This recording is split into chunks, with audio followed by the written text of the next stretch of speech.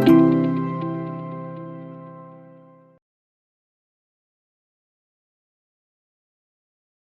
evening students and welcome back to the session. So once again I am here with you people, and today I have thought of discussing some very good questions which I have taken from the level of JEE Mains pattern paper. Okay, so these are a set of 10 questions which I will be discussing in today's class. So without wasting any further time, let us directly move on to the very first question that is given to us, and the question is: the vapor pressure of acetone at 20 degrees C is 185 torr. So let me just write down the points. So P naught of acetone is 185 torr. Okay, and yeah, the temperature is mentioned as 20 degrees C. Now he is saying that when 1.2 grams of a non-volatile substance, so let us say the mass of non-volatile substance is 1.2 grams of a non-volatile substance was dissolved in 100 grams of acetone. So the mass of solvent is 100 grams. Again the temperature is given to me as 20 degrees C. Its vapor pressure was found to be 183 torr. So pressure of the solution was 183 torr. So you need to calculate the molar mass of the substance. The question is really good and easy also. So as per you can see from the data, I just have to talk about the relative lowering of vapor pressure. So we know P naught of acetone minus P of solution divided by P naught of acetone. So the relative lowering of vapor pressure is directly proportional to or is equal to the mole fraction of solute. Right. So now we just need to solve it out. So I have done the calculation for you. Let me just write down the points. So this is 185 minus 183 by 185 is equal to 2 divided by 185, and this is the mole fraction of solute. Right. So once again if I write down 2 by 185 is equal to the given mass. So the given mass is 1.2 divided by, okay, so the better thing I should have done is I should have used the calculation of, so this is the mole fraction. So I should first have written the formula, the number of moles of solute by the number of moles of solute plus number of moles of solvent. Okay, acetone you already know could be written as CH3CO CH3, and the molar mass of acetone will be 12 into 3 because 3 carbons are there, 1 oxygen is there, so 16 into 1 plus 6 hydrogens are there, so 6 into 1. So this all if you do, so this all will be giving me the molar mass of acetone. Okay. So if I write down the number of moles of acetone or solvent will be equal to the given mass, which is 100, divided by the molar mass of acetone that I already know. Clear? Now if I solve this further, what I'll ask you to do, so this is done, 1.2 you just need to take into account.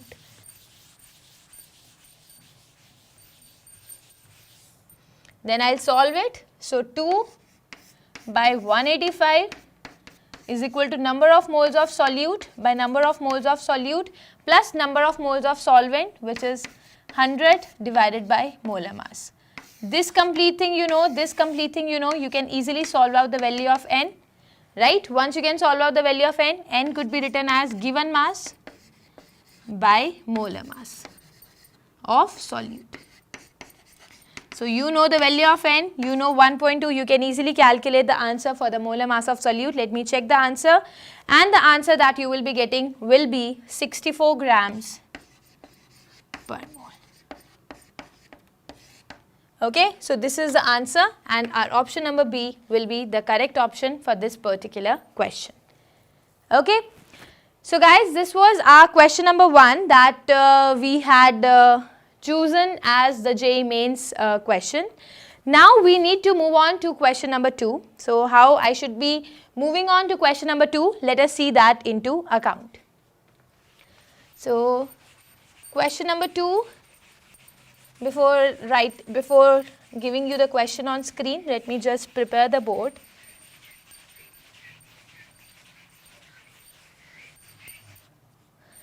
So you read the question, by the time I'll prepare the board more. So the question says that a molar solution. So this is a very simple question. You do not have to do any of the calculation. It's just, and you know what, this is a past year JEE mains question. It has been asked in JEE mains some years back. So the question says a molar solution is one that contains 1 mole of a solute. So he is just asking you to define what is 1 molar solution. So you know, right, 1 molar solution is 1 mole of solute is to be dissolved in 1 kg of solvent. That is what is the definition of molar. So see, 1000 grams of solvent, okay, is nothing but 1 kg of solvent. 1 liter of solvent, no. 1 liter of solution, no. 22.4 liters of solution, no. So directly coming to the answer, option number 1 is the correct option for this particular question. So see, this was also an easy and a scoring question. Now having done with this particular question, let us move on to our question number 3. Question number 3 says, for a dilute solution, the Raoult's law states that. So what is Raoult's law? So he is talking about relative lowering, right? So you know, right, that relative lowering of vapor pressure is equal to mole fraction of the solute. That means P naught minus P of solution divided by P naught is equal to mole fraction of solute. Let me start reading each and every option and then we'll see. So he is saying for a dilute solution, the Raoult's law states that the lowering of vapor pressure, no. Raoult's law is basically concerned about the relative lowering. So A is not the correct option. The relative lowering of vapor pressure is equal to the mole fraction of solute. That is correct. Let's read the third statement. The relative lowering of vapor pressure is proportional to the amount of solute in the solution. Although I agree it is proportional, but the final statement of Raoult's law was that it is equal to the mole fraction of the solute, right? Like we cannot say more will be the, so simply talking in terms of mass will not give me the answer. And the third, the D part is the vapor pressure of the solution is equal to mole fraction of the solvent, totally a wrong option in terms of Raoult's law. So for the Raoult's law, the obvious statement is option number 2. Fine. Once again, an easy and interesting question. So this was our question number 3. Now we need to move on to another question, which is question number 4.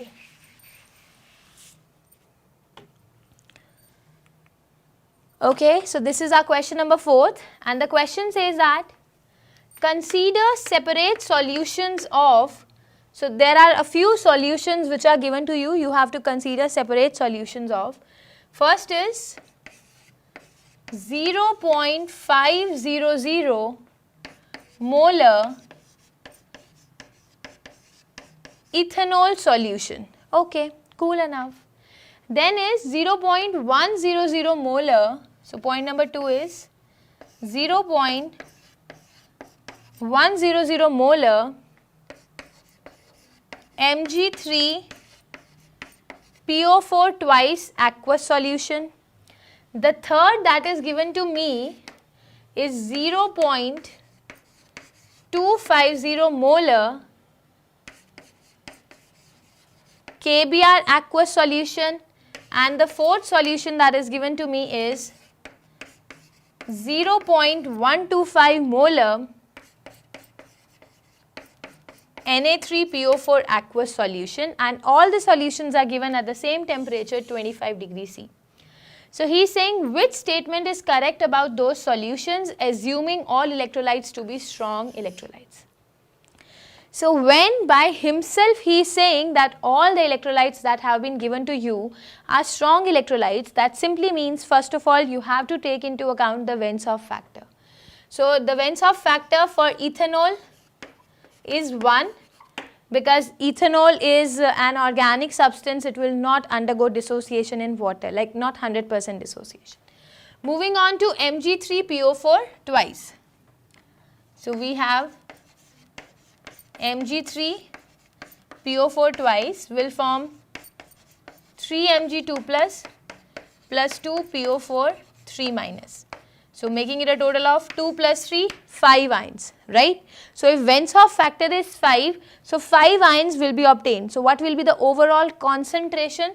The overall concentration will be 5 into 0.100. This implies 0.500 molar. So it appears as if the particles are having a total concentration of 0.500 molar. Now moving on to KBr. From KBr you can say what is Vence-Hoff factor? K plus plus Br minus. Vence-Hoff factor is 2. So making it the overall solution appears to be 0.500 molar. And then we have Na3PO4. So we will have 3 times Na plus PO4 3 minus. So a total of 1 plus 3. 4 ions are there. So when 4 ions are there, multiplied by 4, making it a total of again 0. Okay. Now you talk about any of the colligative property, whether it is elevation in boiling point, depression in freezing point, osmotic pressure or relative lowering of vapor pressure. They were directly dependent upon the total number of particles in the solution, right? So since the total number of particles in the solutions are actually having the concentration 0.500, 0.500, 0.500, 0.500, the concentration in all the 4 cases is same. So when I am saying the final concentration in all the cases is same, so I can simply say that they all will have the same value of osmotic pressure. Okay, so this is correct. Let me still read all the options. 0.100 molar Mg3PO4 twice has the highest osmotic pressure? No, same as others. This much has the highest osmotic pressure or this has the highest osmotic pressure? No.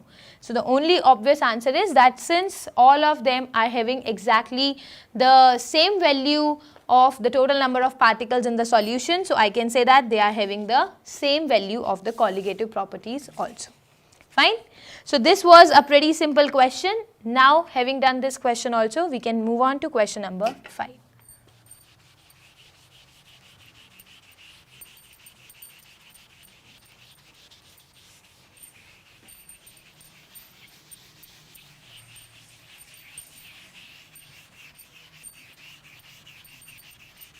Let me prepare the board and then we'll come on to the next question.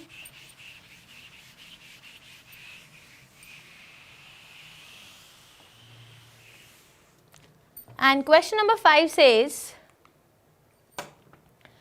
when mercuric iodide is added to aqueous solution of potassium iodide, let us see, mercuric iodide, Hgi2. So see, mercury exists in 2 oxidation states, mercurous, mercuric. So mercurous is plus Hg plus 1 and mercuric is Hg plus 2. So we have mercuric iodide Hgi2 is added to an aqueous solution of potassium iodide Ki. It will be leading to the formation of K2HgI4. So a complex is formed that you must be knowing.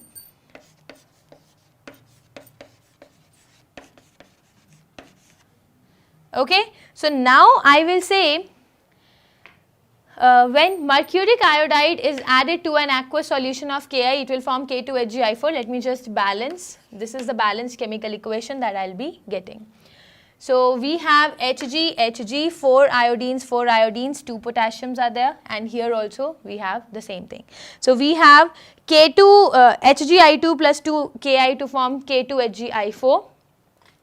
Now my question is, what will happen? Whether the freezing point will increase or the freezing point will be lowered. The freezing point doesn't change and the boiling point doesn't change. So for sure I will say that when you are adding, so see, let us say this Ki, which is an aqueous solution. Now this aqueous solution is there. So you are getting the molecule. So earlier what was the Vence-Hoff factor? If you can see, the Vence-Hoff factor, the total number of ions in the solution are changing. Now see how many ions are there. You will get 2 potassium plus HgI4 2 minus.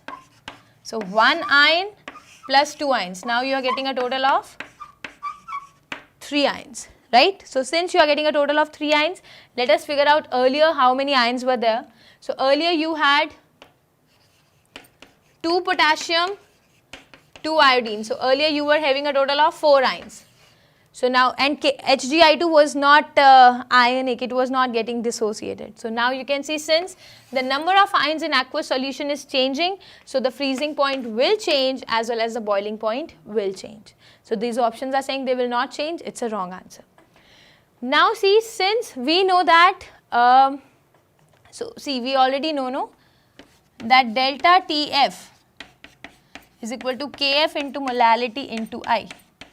So since I can say that the number of ions in the solution is decreasing, so I will simply say that there will be an increase in, so you can simply say that the freezing point will be raised. Okay. So this is the final answer to this particular question, that the freezing point will be raised when HgI2 will be added to an aqueous solution of aqueous Ki. Okay.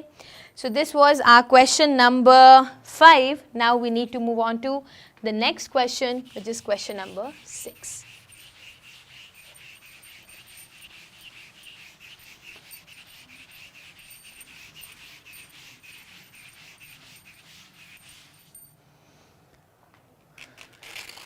So moving on to our next question, question number 6. It says that during the depression of freezing point. So we know, right, when a non-volatile solute is added to a volatile solvent, there will be elevation in boiling point and there will be depression in freezing point. So during the depression of freezing point in the solution, the following are in equilibrium. So when something is freezing out, let us say you have a solution, okay, where some non-volatile solute is added to the volatile solvent. Okay, so you can say that you have aqueous solution of NaCl, where NaCl is the solute and water is the solvent, and you are freezing it. So genuinely we will not be considering the freezing of solute, we will just be saying the liquid solvent, the pure liquid solvent will now be coming in equilibrium with the solidified solid solvent. So he is saying which of the following are in equilibrium. Let's start from bottom. So he is saying the liquid solute and solid solvent will come in equilibrium. No, I am saying whenever freezing will be done of solvent, not of solute. Liquid solute, solid solute. Again, there is nothing to be talking about solute. Okay. Then liquid solvent, solid solute. So wherever you see solute, it's not the answer. Liquid solvent, solid solvent, correct answer. Okay, so this is how option number A could be taken as the correct answer for this particular question. Okay, so this was our question number 6. Now we need to move on to the next question, which is our question number 7.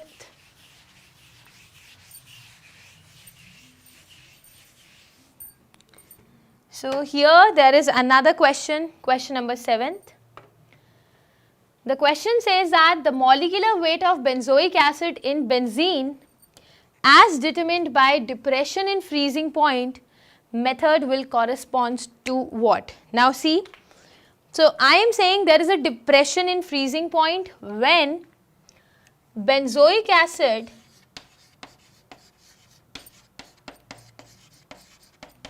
is taken in benzene and there is a depression in freezing point. Now see, why is there a depression in freezing point? Now you know, right, this thing we have already done in organic chemistry also, that this benzoic acid will combine with another molecule of benzoic acid in the presence of benzene as solvent. So see, when you will be taking benzene as solvent, it will combine with benzoic acid and it will lead to the formation of a dimer.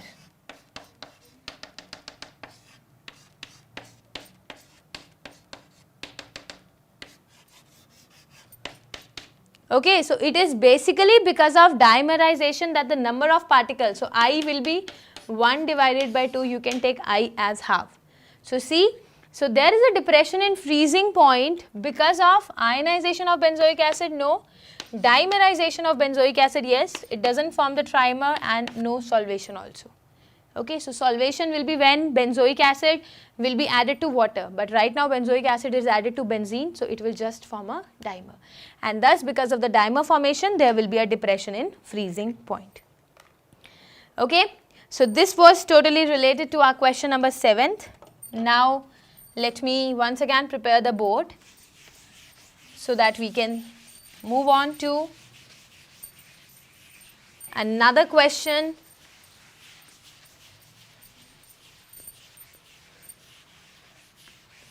Which is our question number 8. So, to show you the question number 8, the question says, the freezing point in degree C of the solution containing, so there is a solution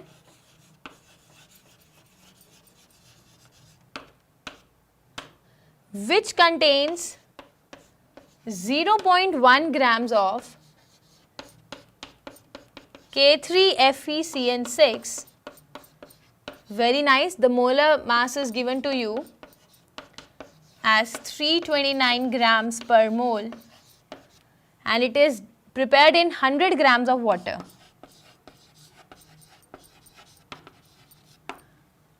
And the Kf of water, since you know, is water, so 1.86 Kelvin kg per mole. Okay, now see, we can say that, so this is given to me, now he has asked you to calculate the freezing point. Okay, so we know, right, we can simply write delta Tf is equal to Kf into molality, but please do not forget to take into account the Venshoff factor I. Now delta Tf I need to calculate is equal to I. Now what is K3FeCN6? So when you will take an aqueous solution of K3FeCN6, this will lead to the formation of 3K positive plus FeCN6 with a negative. So making it a total of how many particles? 3 plus 1 divided by 1, so 4. So value of I will be 4 into 1.86 Kelvin kg per mole divided by molality. So molality is basically defined as given mass divided by molar mass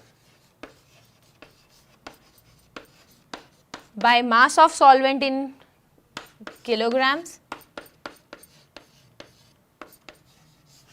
right. So if you do the calculation, so let's see, this is kg, so this is kg, this is gram, this is gram, this is per mole, this is per mole. You solve, you will get delta Tf is equal to 4 into 1.86 into 0.1 into 10 to be divided by 329 Kelvin. Okay, and now you know, right? So the water, simple water will freeze at 0 degree C or 273 Kelvin. So for this question number 8, if you solve it, you will be getting the answer. So one more thing which you can take into account, this delta TF could be taken in degree C also, because it is just the difference. So on solving, you will get the value of water of the freezing point as minus 2.3 into 10 raised to the power minus 2 degree C. So this is the freezing point of the solution. Okay. So we have the options minus 2.3 into 10 raised to the power minus 2 degree C. Fine. So this is how we could have solved our question number 8 also. Fine. Now since we are done with question number 8, we are left with 2 more questions. So let me first prepare the board for another question, which is question number 9.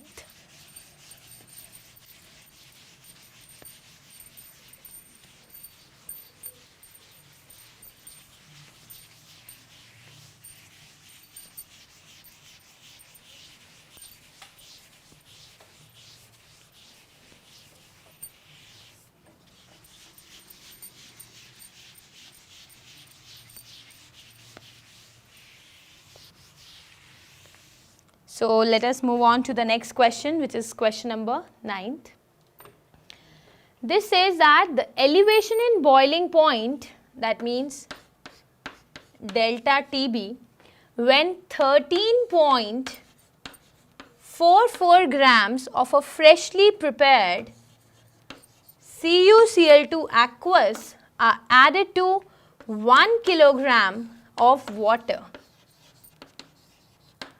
And so you need to just tell me what is the elevation in boiling point, and the molecular weight of CuCl2 is given to me as, so there must be some, it should be 134.4 grams per mole, and the Kb is also given to you. So that's it, you need to do the value of delta Tb, which is simple again.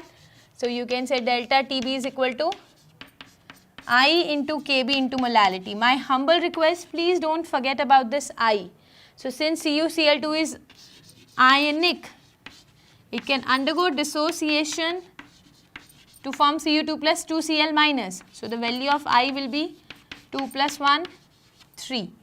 Okay, and if I substitute the value, delta Tb I need to calculate. So 3 into Kb is 0.52 Kelvin kg per mole divided by molality. Now molality could be given as given mass 13.44 grams by molar mass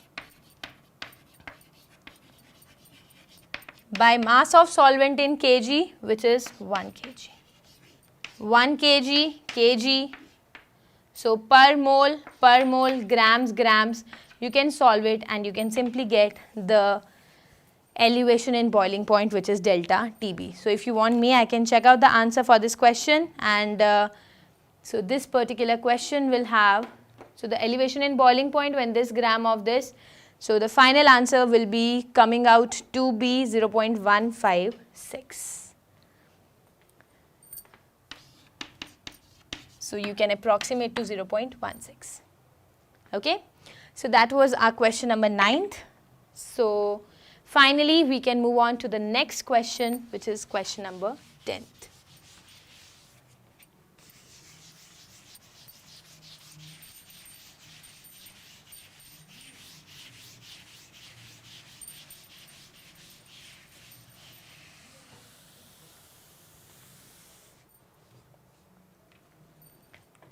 So question number 10 simply says that when 20 grams of naphthoic acid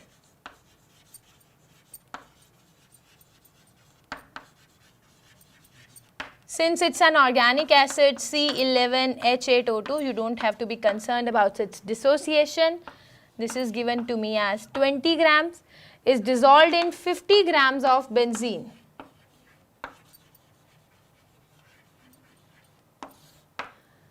the Kf is given. So now see, the Kf value is different because this time the Kf value is given for benzene as a solvent, not water as a solvent. So it is given to be 1.72 Kelvin kg per mole, a freezing point depression of 2 Kelvin. Delta Tf is equal to 2 Kelvin is observed, the Vence-Hoff factor is. So you just need to calculate the value of Vence-Hoff factor. See, easy enough, because since we had no idea about this, so he is now asking us to calculate the value of I. So once again I will use delta Tf is equal to I into Kf into molality. So delta Tf is 2 Kelvin is equal to I don't know, multiplied by Kf is 1.72 Kelvin kg per mole divided by molality is given mass.